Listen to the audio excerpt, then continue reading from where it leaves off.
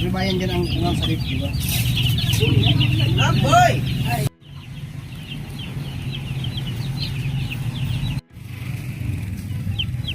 So ayun guys, welcome back sa ating YouTube channel mga katropa. So kararating lang natin and naglinis nga tayo ng ating mga alagang baboy. So malilinis na sila and nagbigay tayo ng bonus pakain sa kanila mga katropa. So ito yung ating non-race at ito naman yung ating large white. Ayan mga katropa. So nakakatuwang tingnan kasi talagang lubong-lubo na yung katawan nila. And tayo ngayon ang hiram tayo ng tabak kasi maglilinis na naman tayo mga katropa. Ito, ang ganda ng tingnan oh. Tsaka kapag tumikwas sila mga katropa, talagang ramdam mo na yung nila, paggalaw. Ang lalaki na. So ito rin guys yung resulta yung pinapakain natin sa kanila na walang ibang kundi Bimig Premium and syempre yung Pigrolap. Free starter na tayo mga katropa. Our Lady of Manawag, i-guide nyo po kami, i-bless ngayong araw na to, and sa mga susunod pa sana tulungan nyo kami na ma-achieve yung mga pangarap namin. Kami mga magbuboy, mga magsasaka, at lahat ng mga katropa namin dito sa Pilipinas. Marami pong salamat. So yun guys, ayun biglang luminis dito sa likuran. Ang tingnan ng mga sili mga katropa. So etong area naman na to yung lilinisin natin.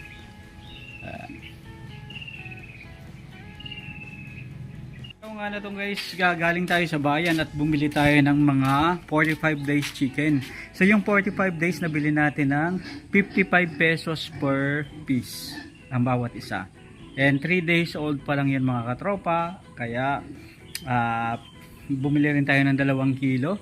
Natin po 44 pesos pakain sa manok and electrolytes plus bumili rin tayo ng pakainan and patukaan and painuman mga katropa. So isa-set up natin mamaya yung 45 days chicken natin. Pero bago yan, linisin muna natin yung area para at least malinis mga katrops. Welcome back. So, ito na yung nabili natin na sisig, tig 55 times 10, so 550 para sa sisig yung mga katropa. Guys, welcome back sa ating YouTube channel mga katropa. Tulad ng mga kwentuhan natin, ayan, nauwi sa totohanan mga katropa.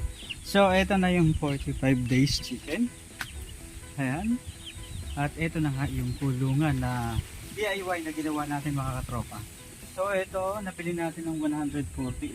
Tapos dito sa mga net, medyo mahal din pala mga katropa yung net So ayun nga mga katropa, nakabili tayo ng mga net 363 at saka 175, tapos pako na tig 20. So 578 yung nagastos natin dito sa mga net. Ayan, 578 kasama yung mga pako mga katropa. Tapos ito, isang set na bili natin 117. So halos 800 mga 30 plus na Tapos 158, so 900 mga 980 mga katropa yung nagastos natin dito sa DIY kulungan ng manok. Ayan mga katropa. And then the rest, yun ang mga gamit na rin dito mga katropa sa natin dito sa paligid. So ito na mga katropa yung kulungan ng 45 days chicken. So halos mga kulang 1K yung nagastos natin kahit DIY lang siya mga katropa. Kasi binili natin yung net halos 578 and yung dun sa flooring niya yun din yung medyo nagpamahal mga katropa.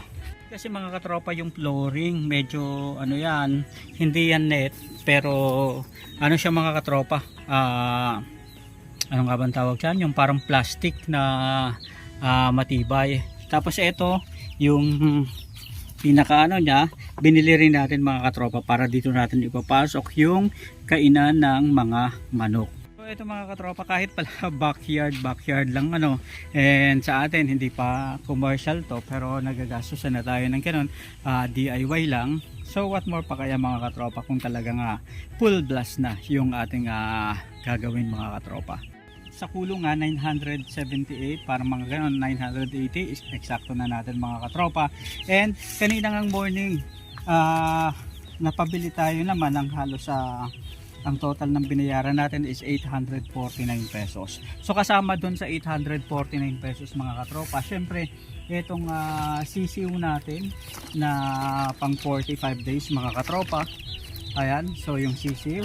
And nakabili rin tayo mga katropa ng 35 pesos na syempre importante itong dalawa na to. So bumili tayo ng electrolyte and multivitamins, probiotic, energy. Ayan. So ibig sabihin hindi ko lang maano dito mga katropa kung ito ba yung 35 pesos. And then 25 pesos naman na Primoxil powder. So water soluble, paracetamol, amoxicillin and tylosin mga katropa. So Primoxil kasi importante sa mga manok talaga yan mga katropa, and multivitamins and electrolytes para iwas stress yung mga alaga. And syempre mga katropa, tama sa mga binili natin is yung 2 kilo na feeds na nagkakahalaga ng 44.50 ang bawat isang kilo. So since ito ay booster feeds pa, good pa para dito dahil 3 days nga years old pa lang tong mga manok na ito, mga sisiw na ito. And nakabili rin tayo mga katropa ng painuman ng manok. Ito na yung medyo malaki na kasi wala tayong na kuha na medyo maliliit pa. Kaya malaki na yung nakuha natin mga katropa na nagkakahalaga ng 70 pesos. And itong pakainan na 80 pesos naman. So suma total ito mga katropa yung set ng mga nabili natin ngayong araw na to. Para nga dito sa ating project na 10 heads na 45 days chicken. Ayan. So ibig sabihin mga katropa, so matotal sa unang bugso na halos 970, 980 yung nagastos natin para sa DIY na kulungan ng manok. And as well as 849 mga katropa. Mga katropa, para makapagsimula tayo para dito sa ating 10 heads broiler chicken. Ayan, broiler chicken dahil 45 days mga katropa, gumastos tayo ng 1,820.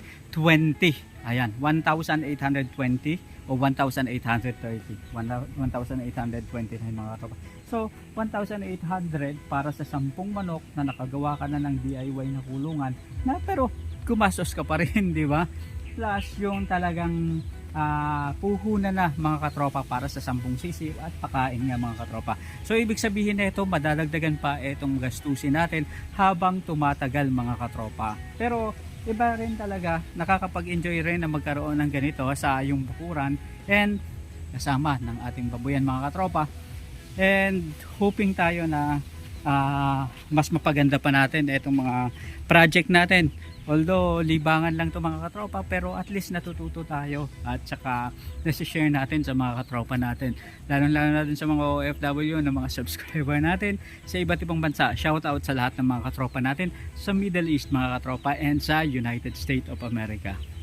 Bago natin mga katropa pakawalan na itong mga sisiw natin is i-ready na natin itong patukaan nila at itong patubigan nila para at least malalagay na natin sa baba para so ito na mga katropa, ayan, sabi nila vlog tayo ng vlog, wala namang napapala sa vlog ano, pero iba pa rin kasi mga katropa yung kasiyahan kapag nagbablog tayo at saka marami tayong mga katropa na nakakasalambuha at nakikilala along the way mga katropa. So ibig sabihin nito, ang libangan ay nag-uumpisa sa libangan hanggang ma-perfect and then maging business ng mga katropa.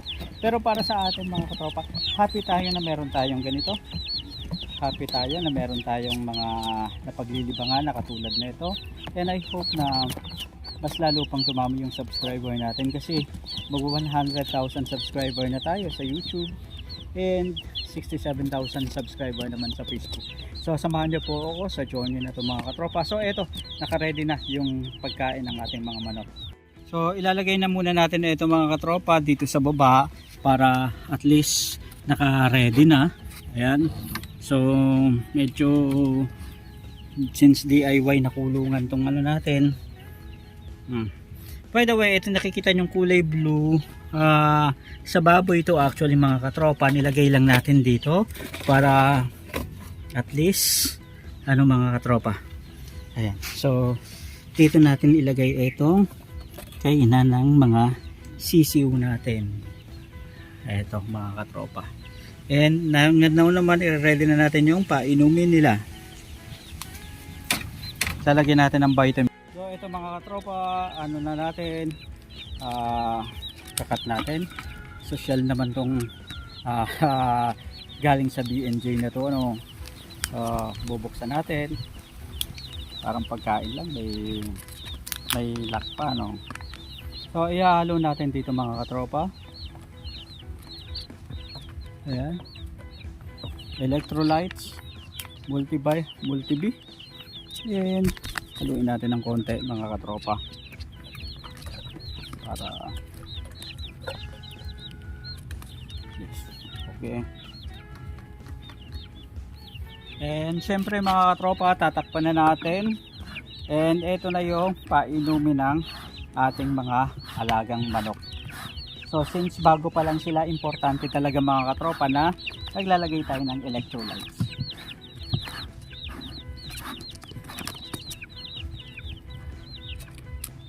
Okay, so wala kasi tayong mga katropa nakuha na medyo maliit na ito, kaya itong malaki na yung inano natin.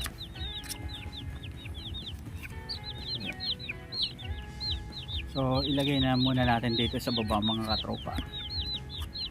Yan, ready na mga katropa itong kainan at saka yung painuman ng manok natin. So ganito lang yung setup mga katropa, and ilalak lang natin ito once na nandyan na yung mga. So ito mga katropa, and ayusin na nga natin itong mga sisiw, yung mga manok, para ready na.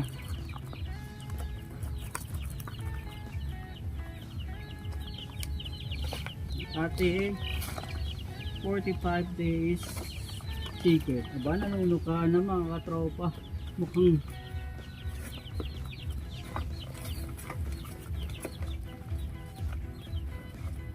ayan. Sige.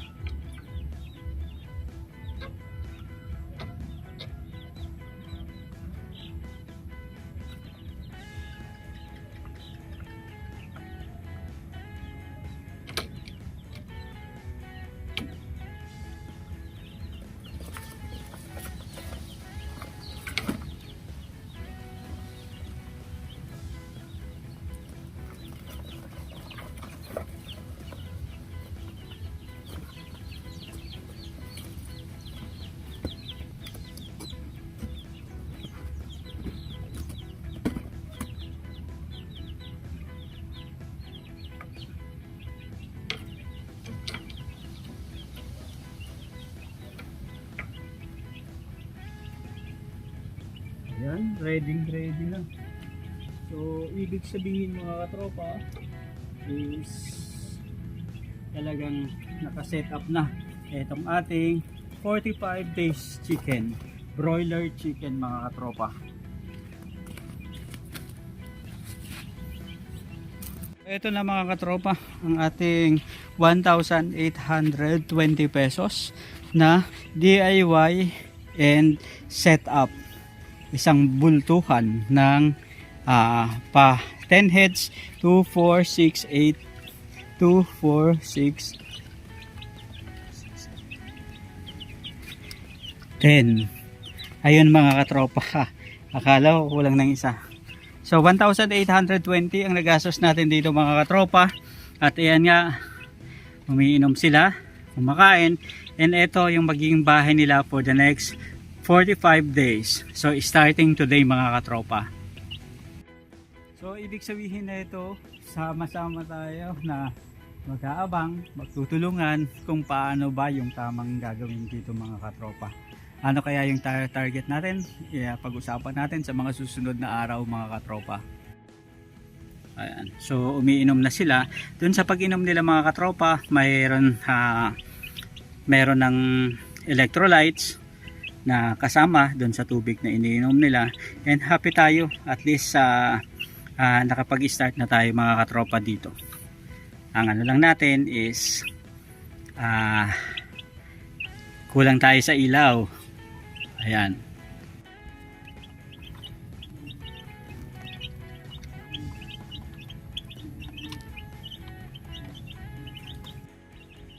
So dito mga katropa, ayan, nakita naman natin goods at healthy itong mga nabili natin ng mga sisiw, and I hope makita natin yung improvement sa mga susunod na araw habang parami ng parami yung kinakainan nila mga katropa.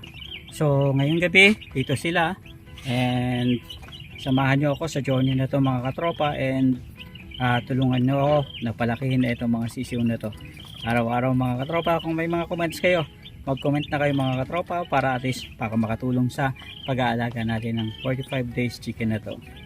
So mga katropa, since nakasetup na itong 45 days chicken natin, ayan, so lilipat naman tayo doon sa mga patabaing baboy natin sa kabila, at medyo maingay na, nagugutom na yung ating mga nasa starter stage na landrace at saka large white mga katropa. Ito na yung ika-day 23 naman natin. Ayan, sobrang laki na ng ating mga alaga. So ngayon 1 kilo per day na sila. Ibig sabihin na ito mga katropa is 23 plus 35, 58 days na sila since birth. So kapag ganitong mga age group mga katropa is dapat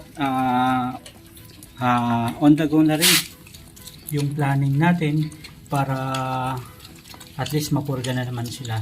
So sa gulang na ika 60 days, dapat nagpupurga na rin tayo. Ngayon kung nagpupurga kayo mga katropa sa time na nagpapago kayo ng feed, so pwede rin yung ganun. Kung hindi naman is 60 days, pwedeng magpurga, or pwedeng multivitamins na lang. Pwedeng multi-B para at least mas lalo silang ganahan sa pagkain.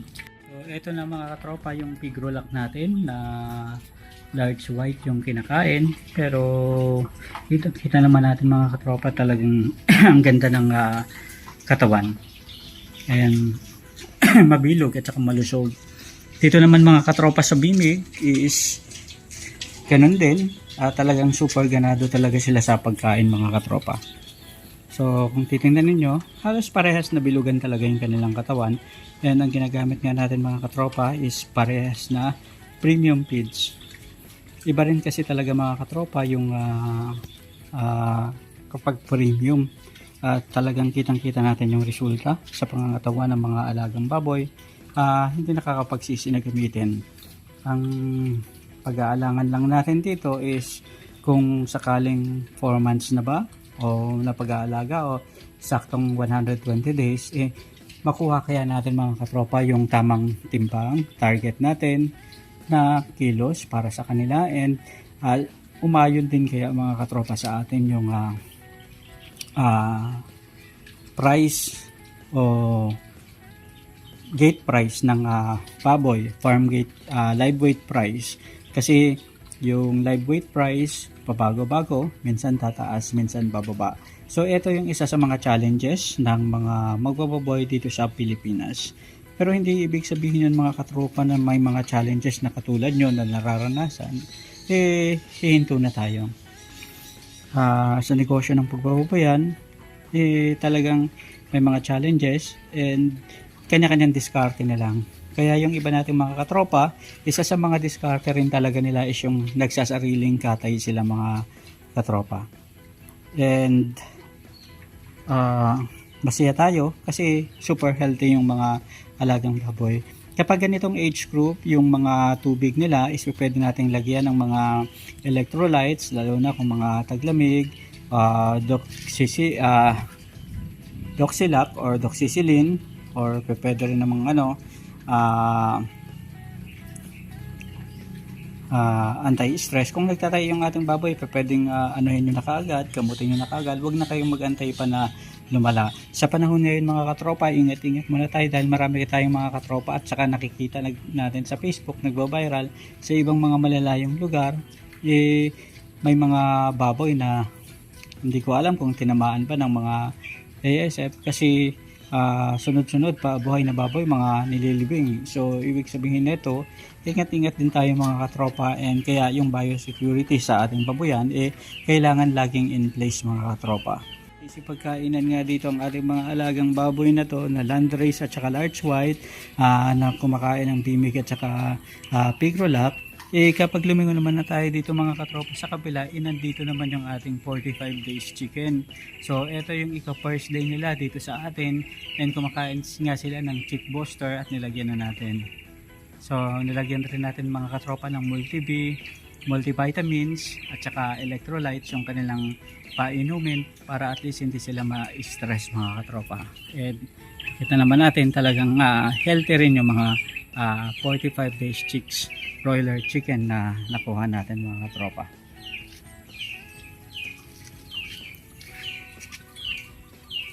So, isang fruitful day mga katropa, kasi talagang marami rin tayong nagawa ngayong araw na to. Hinihintay na lang natin na mahanapan natin ang pwesto si Our Lady of Manawag na dinala nga natin dito sa ating baboyan. Ito naman natin mga katropa na talagang ganado sa pagkain. Iba rin talaga mga katropa. Kahit ako nababanguhan ako sa amoy ng ribs ng bimig at saka ng pigrola. Kaya iba yung amoy nila na parang mukhang matamis at masarap kainin mga katropa. So ito lang yung kagandahan dito. So halos 2 weeks na rin mga katropa na pinapakain natin ito ng pagkain nga sa baboy na magto 2 weeks pala mga katropa. So ibig sabihin itong starter na to is halos 2 weeks na rin dito sa ating baboyan, and talagang iba yung resulta mga katropa compared sa dati natin pag-aalaga na medyo ngayon nakikita talaga natin yung mabibilog ng mga baboy, mabibilog ng mga alaga, and waiting tayo na dumating yung time na at least matapos rin natin itong 120 days sa pig fattening challenge. So ibig sabihin na ito katropa, naka 23 days na tayo at halos 7 days na lang mga katropa ang hinihintay natin, at doon na magkakaalaman na kung ano ba yung target weight na makukuha natin, magiging resulta na itong pag-aalaga natin nga ng mga patining na to mga katropa. Bili rin pala tayo mga katropa, nakabili tayo kanina ng walis worth 35 pesos. 35 pesos na yung ganito. And ngayon naman mga katropa, so etong mga to is ililipat na natin dito sa mga kainan ng mga baboy para empty na itong mga sako. So ibig sabihin halos mga 23 days na simula yung nabili natin itong mga alagang baboy na to mga katropa. And habang tumatagal, simple lang ang equation. Palaki na ng palaki din yung gastusin, pero ayos lang, sulit. Iba rin naman talaga mga katropa yung nararamdaman natin pag nakikita natin yung mga alaga natin talagang nag-i-improve at saka lumalaki mga katropa. So itong pig roll-up natin is ililipat na natin dito sa lalagyan ng mga katropa. Ayan. So hindi pala bukas ito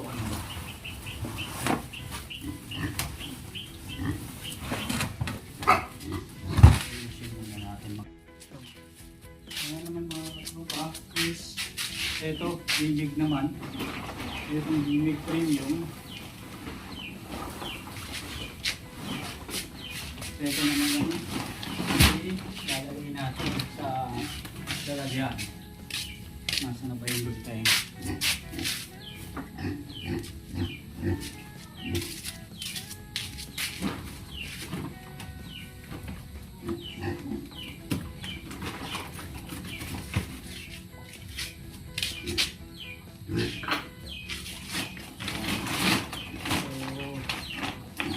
Iba rin talaga mga katropa pag premium yung pagkain sa mga alaga.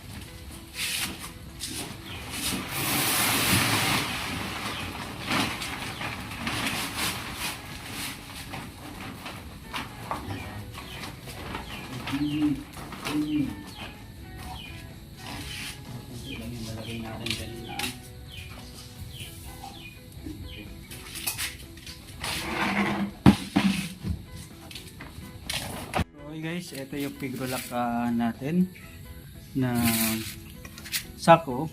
At ito naman yung sa super biig ng bilig. So, nilagay na natin guys dito sa mga lalagyan. And ito na nga, PMIG Super Big Starter. Mataas sa energy, amino acid, vitamins and minerals, kontra, baho o formula. Super Starter, Hagpile, 61 days old to 90 days from birth. Pero ang ginawa natin guys is sinimulan natin sa halos 55 days old mga katropa. And kalagay nga dito yung feeding guide is 61 to 90 days old, 9 to 12 weeks old, body weight 22 to 44 kilograms. At ang ipapakain is 700 grams hanggang 1.45 kilograms per day. And kailangan gawin yon for the next 30 days. So tayo naman mga katropa is more than 1 week na tayong nagpapakain. And from 700 grams, gagawin na nga natin 1 kilograms mga katropa. Since nakikita natin nakakaya na ng baboy. And ito nga pala mga katropa yung content. Ayan. So, ito 61 to 90 days old mga katropa. So tayo naman is nagsimula tayo 55 days old itong piglets natin. Pero ang maganda ng mga katropa is kita naman talaga natin yung pagbabago sa katawan ng ating mga alagang baboy. Ayan mga katropa.